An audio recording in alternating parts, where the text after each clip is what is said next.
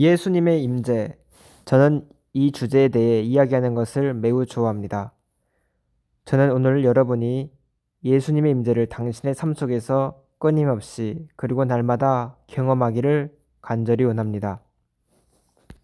지금 이 스튜디오 안에는 아름다운 악기를 연주하는 브루스 씨와 그분의 아내가 있고, 또 여기서 체드 씨가 여기 제가 영상으로 설교하는 것을 도와주고 있습니다. 이 스튜디오에서 우리 잠시 동안 성령님을 환영합시다. 우리 모두 환영합시다. 성령님을. 주님, 예수님을 우리에게 실제적으로 느끼게 해주셔서 감사합니다. 진심으로 감사합니다. 이 새해가 놀라운 해가 되게 하여 주옵소서. 우리 모두 각자에게 이 새로운 해는 놀라운 해가 되게 해주시고, 우리 가족들에게도 놀라운 해가 되게 하여 주옵소서. 무엇보다도 우리 주 예수님, 당신의 임재가 우리 가운데 영원히 스며들게 하여 주옵소서. 예수님과 함께 이 설교를 시작하게 하여 주옵소서. 성령님 도와주옵소서. 제가 믿기로는 주님께서 주님의 임재를 우리 모두에게 확실히 가져다 주실 것이고, 이 새해에는 주님과 함께 해방으로 자유함으로 시작할 것입니다. 우리 다 함께 말씀을 나누기 전에 예수님을 잠시 동안 예배하십시다. 예수님, 오 예수님, 주님의 임재가 저를 온전케 합니다. 예수님, 귀하신 예수님, 예수님, 사랑하는 예수님,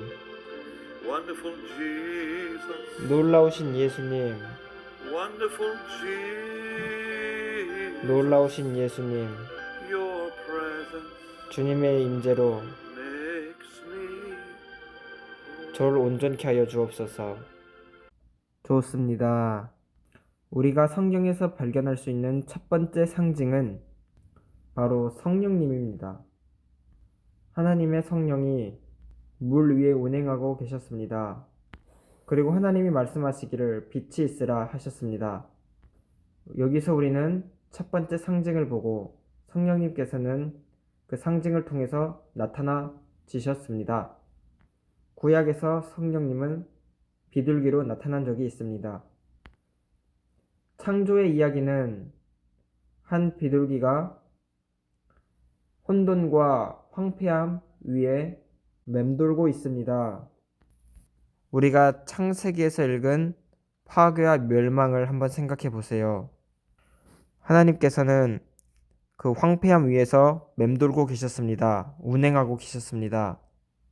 그곳에는 별들도 없었고 모든 것은 폐허였으며 또 파괴만 있었고 아무것도 없었습니다. 하지만 하나님의 임재로 말미암아 그곳에는 아름다움이 생겼고 행복한 세계가 되었고 완벽함이 나타났습니다. 그 역사는 우리가 예배할 때 매 순간마다 일어납니다. 우리가 주님을 예배드릴 때, 우리가 주님의 임재로 들어갈 때 혼돈이 사라지기 시작합니다. 우리는 이제 놀라운 평화의 아름다운 순간에 서 있게 됩니다. 한 사람이 저에게 아주 놀라운 무언가를 말씀했습니다. 그가 이렇게 말했습니다. 베니 목사님, 제가 당신의 프로그램을 볼 때 그가 말했습니다. 저는 당신의 방송에서 일어나시는 하나님의 기적을 참 좋아합니다. 당신이 사람들에게 설교하는 그런 메시지도 저는 좋아합니다. 그런데 우리는 당신의 프로그램을 보면서 단 몇 분을 기다리고 있습니다. 바로 당신이 예배를 인도하는 그 순간을 우리는 기다리고 있습니다. 그가 말했습니다. 그것이 바로 우리가 기다리고 있는 것입니다. 그가 말했습니다. 우리는 모두 하나님을 예배하기 위해 삽니다. 그가 말하기를 우리는 그 단지 몇 분 동안 우리의 모든 문제들을 잊었습니다. 우리는 우리의 고통을 잊었습니다. 그가 말했습니다. 베니 목사님, 그것을 제발 멈추지 마세요. 그가 말했습니다. 우리는 기적들을 좋아합니다. 하지만 우리가 기다리는 그 몇 분, 예배드리는 그 순간이 우리를 감동시키고 우리의 마음을 만집니다. 여러분, 그 예배와 평화의 순간을 한번 생각해 보세요. 우리가 예배드릴 때는 파괴함도 없고 더 이상 황폐함도 없고 패배도 없습니다. 예배드리는 순간 이런 것들은 모두 사라지고 맙니다. 당신이 창세기에서 7장을 더 넘기면 당신은 이제 또 다른 파괴의 장면을 보게 될 것입니다. 바로 노아의 대홍수에 관한 이야기입니다. 당신은 8명의 사람이 안에 들어가 있는 폭풍 위에 있는 한 배를 읽게 될 것입니다. 그리고 그것 말고도 우리가 그 이야기에서 볼 수 있는 것은 비둘기를 볼 수 있습니다.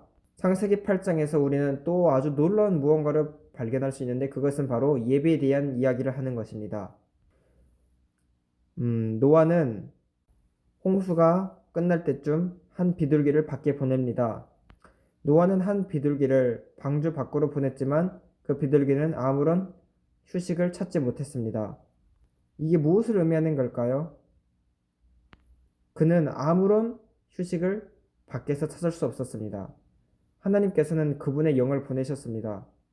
하지만 아무도 그분을 받아들이지 않았고 누구의 마음도 그를 영접하지 않았습니다. 구약에서 있었던 일입니다. 이스라엘에 대한 것이 아닙니다. 성령님께서 그래서 이렇게 죄 많은 세상에 방문했었을 때 그분은 쉴 곳을 찾지 못하셨습니다. 안식과 휴식을 얻지 못하셨습니다. 저는 지금 구약 성경에 대해 말씀하고 있는 겁니다. 그가 무엇을 하였습니까? 그는 방주로 되돌아왔습니다. 이 뜻은 그분이 하나님의 품 안으로 다시 되돌아온 것을 의미합니다. 다음 장면을 보면은 그 비둘기는 노아에 의해 다시 밖으로 보내집니다. 그 비둘기는 이제 감람나무 가지와 그 잎사귀를 물고 다시 되돌아옵니다. 올리브 이파리가 의미하는 바는 아주 놀랍습니다. 왜냐하면 그것은 평화의 상징이기 때문입니다. 그것은 심판이 지나갔다라는 의미입니다. 제가 듣기로는 이것은 예수님의 사역을 나타낸다고 생각합니다. 예수님께서는 화해를 선언하셨습니다. 그것이 바로 아름다운 그 잎사귀를 의미하는 것입니다. 이제 세 번째로 그 비둘기는 다시 한번 밖에 보내집니다. 성경은 말씀하기를 그 비둘기가 나가서 다윗왕은 돌아오지 않았다고 합니다. 여러분 그 이유를 아십니까? 왜냐하면 그것은 우리의 현재 단계를 나타내고 있습니다. 성령님께서는 바로 우리 교회 안에서 쉼을 찾으셨습니다. 그는 다시 방주로 되돌아가지 않아도 되었습니다. 그리고 노아의 방주는 기본적으로 천국을 의미하는 것입니다. 기억하세요. 성령님께서는 창세기에 물들 가운데 오셨습니다. 혼돈의 그 물 위에 있었다가 하나님의 품으로 다시 되돌아가셨습니다. 성령님께서는 다시 이스라엘에게 오셨습니다. 하지만 또 다시 하나님의 품으로 가셨습니다. 하지만 아주 놀라운 것은 예수님께서 이제 이 땅에 오셨을 때 그곳에는 이제 이파리가 있었습니다. 올리브 이파리가 있었습니다. 사람이 하나님과 화목하게 된 것입니다. 오늘날 저와 여러분은 성령님을 경험했습니다. 그분은 여전히 여기 계십니다. 그는 이제 천국으로 우리가 있을 동안 다시 가시지 않습니다. 그러나 우리가 어떻게 그분의 임재의 나타남을 경험할 수 있을까요? 바로 예배가 방법입니다. 제가 자주 부르던 찬양이었습니다. 성령님, 당신이 필요합니다. 오십시오. 귀하신 성령님, 제가 기도합니다. 오십시오. 당신의 능력으로 임하시옵소서.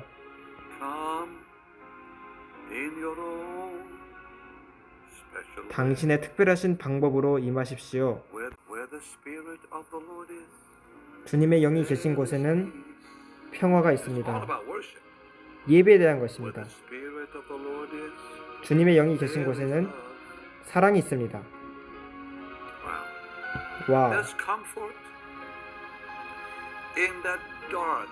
어둠 속에 위로가 있습니다.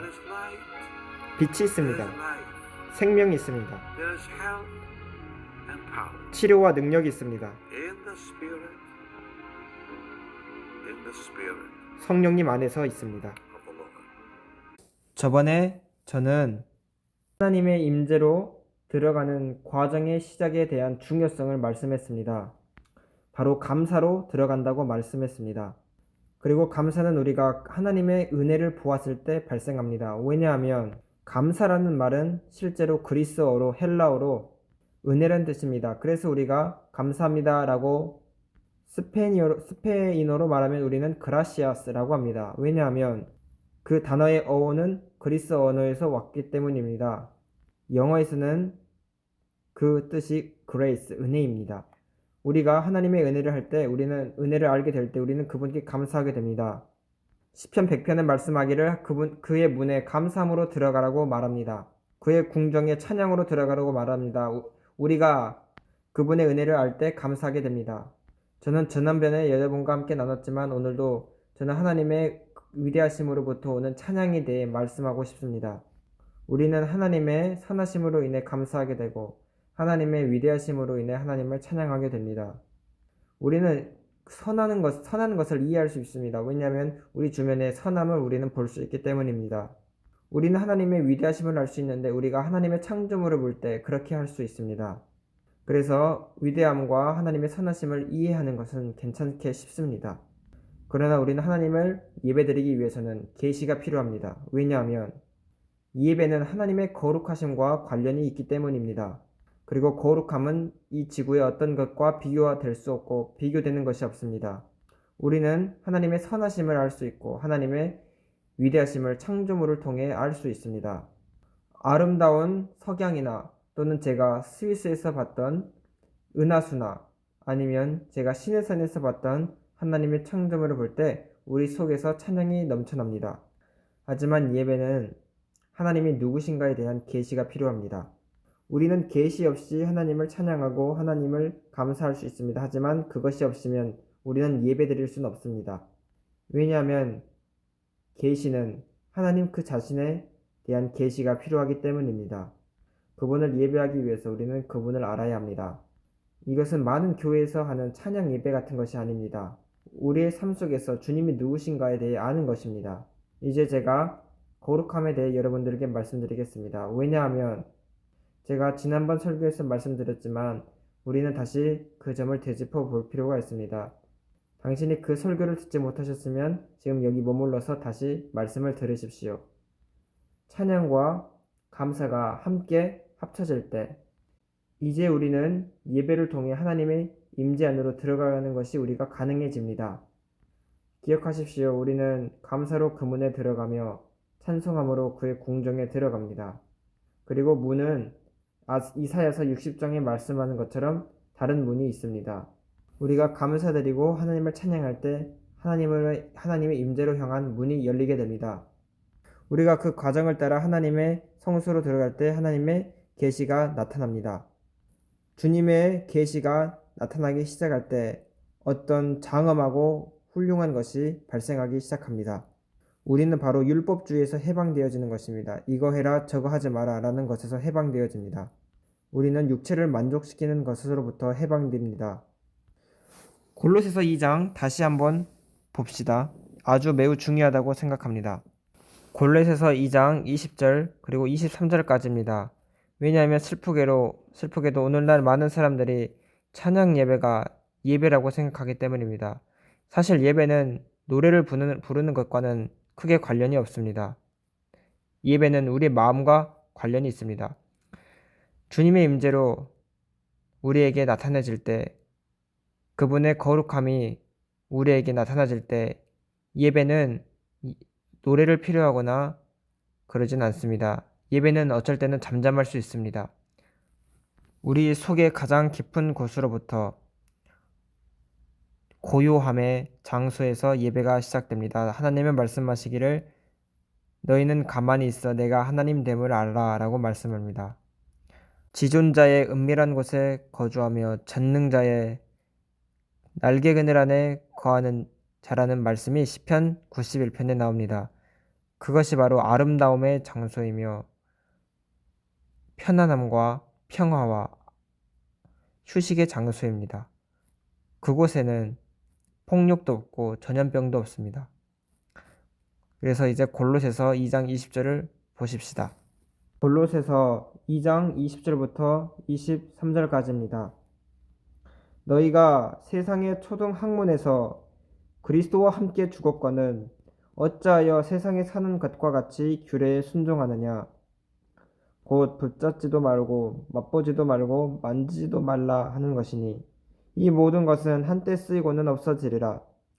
사람의 명령과 가르침을 따르느냐. 이런 것들은 자의적 숭배와 겸손과 몸을 괴롭게 하는 데는 지혜 있는 모양이나 오직 육체 따르는 것을 금하는 데는 조금도 유익이 없느니라고 말씀합니다. 오늘날 많은 교회에서 자의적 예배가 많이 이루어지고 있습니다. 예배가 무엇입니까? 예배는 바로 하나님의 거룩하심에 대한 계시의 결과입니다. 우리는 우리의 마음으로 하나님을 영원히 예배드립니다. 주님이 누구신지에 관한 계시가 있을 때 예배가 있습니다. 거룩함은 하나님의 속성의 전체입니다. 성경에 보면은 하나님의 속성이 7가지가 나옵니다. 먼저 사랑, 정의, 은혜, 자비, 진노, 그리고 능력. 이렇게 성경에는 하나님의 속성의 7가지의 헤드라인이 있습니다. 그리고 하나님은 빛이시라고 말씀합니다. 요한 1서 5절에 보면 하나님은 빛이시라고 말씀합니다. 또 말씀하기를 하나님은 사랑이라고 말씀합니다. 저는 제가 하나님이 누구신지에 대한 이해 없이는 하나님을 예배드릴 수 없습니다. 하나님은 빛이시고 또 사랑이시고 또 아까 제가 말씀드린 그것입니다. 요한 1서 4장 8절 그리고 16절 또 하나님은 정의이십니다. 그분은 정의롭다고 신명기 32장에 말씀하십니다.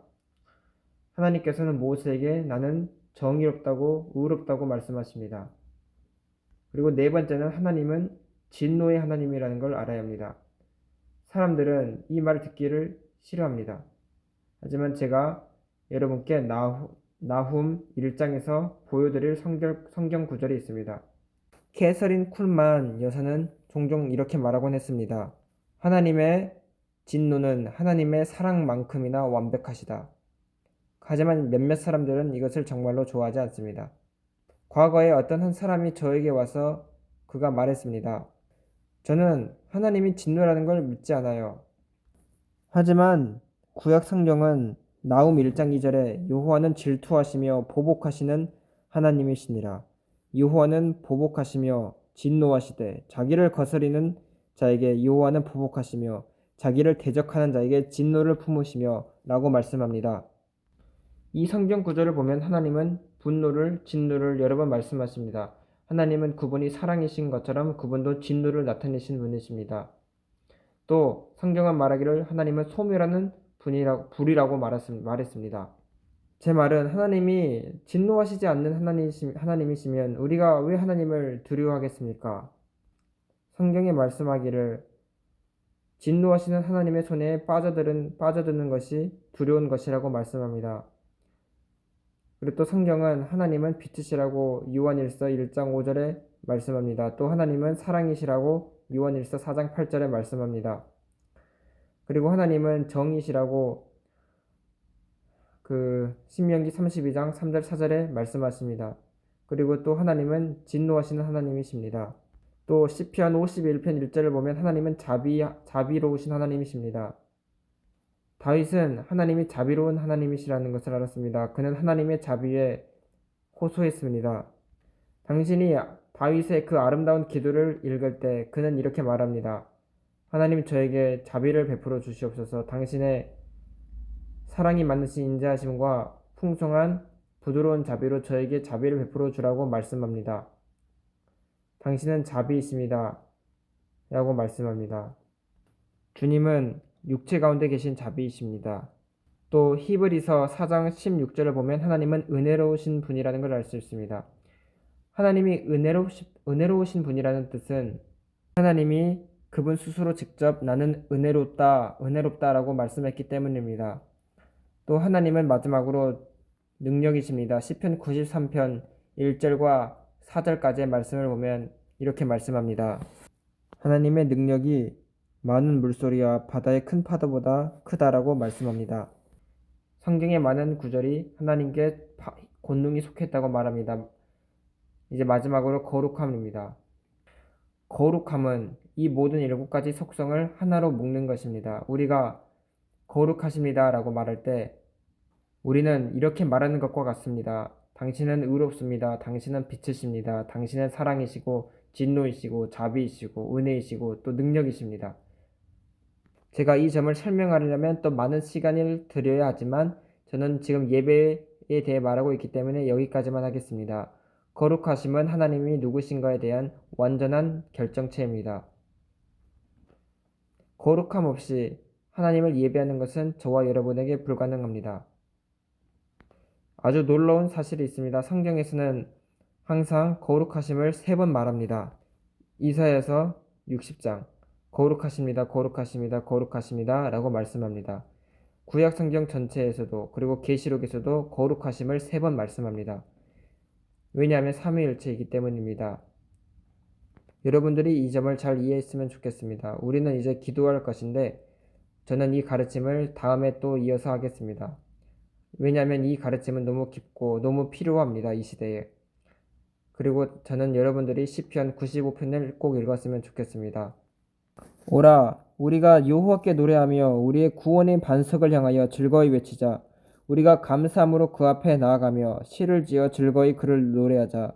여호와는 크신 하나님이시요 모든 신들보다 크신 왕이시기 때문이로다. 제가 지난번에도 말씀드렸지만 욥기 3장 38장에 보면 하나님께서 세상을 창조하실 때에 천사들이 찬양을 했다고 말합니다.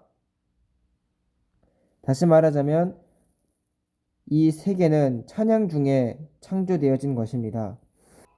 시편 95편 4절에 땅의 깊은 곳이 그의 손안에 있으며 산들의 높은 곳도 그의 것이로다. 바다도 그의 것이라 그가 만드셨고 육지도 그의 손이 지으셨다 라고 말씀합니다. 시편 95편 6절을 주목하십시오. 오라 우리가 굽혀 경배하며 우리를 지으신 여호와 앞에 무릎을 꿇자. 여기서 오라를 2번 말합니다. 이것은 2번째 깊은 의미가 있습니다. 2번째 기품이 있습니다. 오라 우리가 경배하자. 우리가 무릎을 주님 앞에 꿇자. 그분은 우리의 창조자시고 우리의 하나님이시도다 라고 말씀합니다. 또 그 뒤에 이어서 말하기를 그는 우리의 하나님이시요 우리는 그가 기르시는 백성이며 그의 손이 돌보시는 양이기 때문이라. 너희가 오늘 그의 음성을 듣거든 이렇게 말씀합니다. 여러분 저는 제가 하나님에 대해 감사할 때 그분의 음성을 들은 적이 단 한 번도 없습니다. 저는 주님을 찬양할 때도 듣지 못했지만 제가 들은 것은 내가 주님을 예배할 때 하나님의 음성을 들을 수 있었습니다.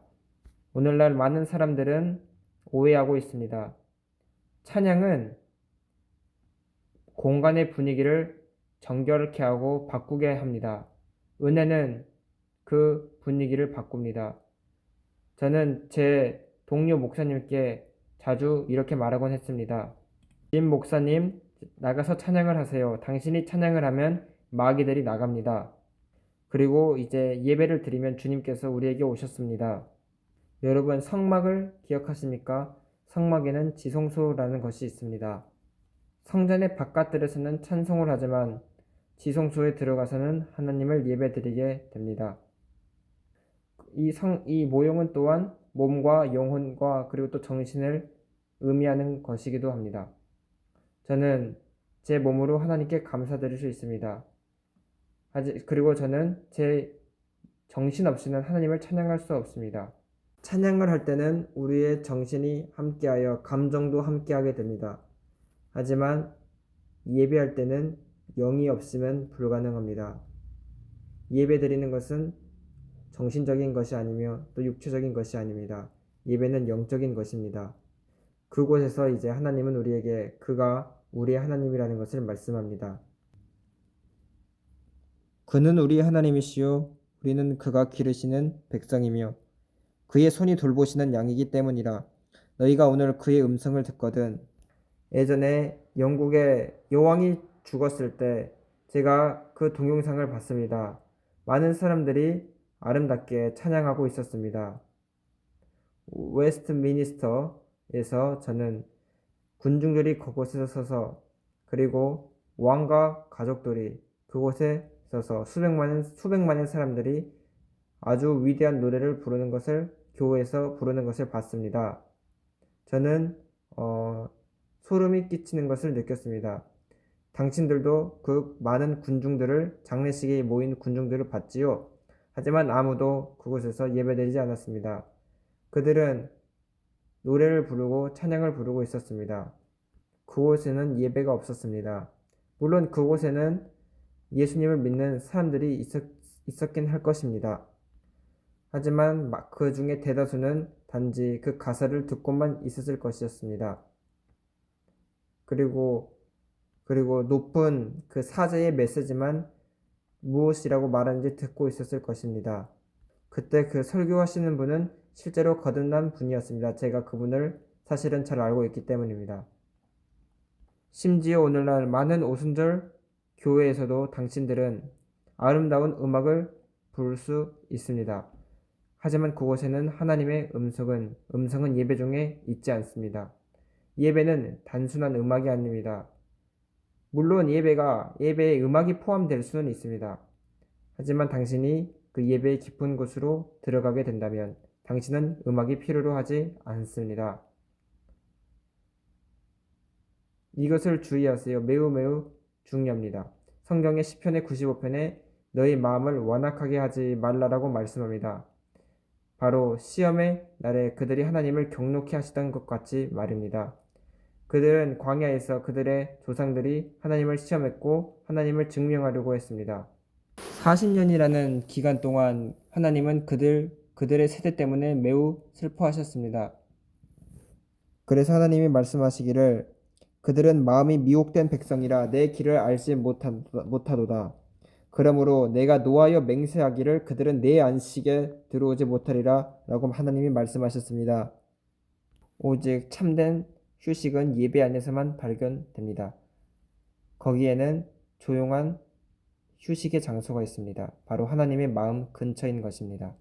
그곳에는 죄가 틈타지 못하고 우리에게 위협을 가하지 못합니다. 이 찬송은 제가 좋아하는 찬양입니다. With Jesus, blessed Redeemer, 복되신 구속자 예수님, sent from the heart of God. 하나님의 마음으로부터 오신 예수님, That's what I've experienced. 제가 경험한 것이 I 바로 pray every one 이것입니다. of you will experience this worship. 이 예배를 2023년에 여러분 모두가 경험하기를 기도합니다. 여러분 모두가 그 하나님을 예배하는 그 그곳에 더 깊이 들어가셨으면 좋겠습니다. 저는 기도하기를 주님께서 당신을 방문하시고 또 이 해에 이번 년에 모든 것을 다 제쳐놓으시고 당신이 그 조용한 하나님의 임재 안에 있는 곳으로 들어가셨으면 좋겠습니다. 그것이 바로 우리의 피난처입니다. 주나의 피난처를 연주해 주세요. Are my hiding place, Lord. 주님은 저의 피난처이십니다. Yes, blessed Jesus, I pray that you will 복되신 lead 예수님, your people 당신의 백성들을 to your blessed 당신의 복되신 임재로 데려가 주세요. to your blessed presence, Lord. 주님의 임재로 데려가 주시고 그들을 도와주옵소서. Oh, sweet Holy Spirit, draw them 귀하신 성령님, to come into your blessed 그들을 presence.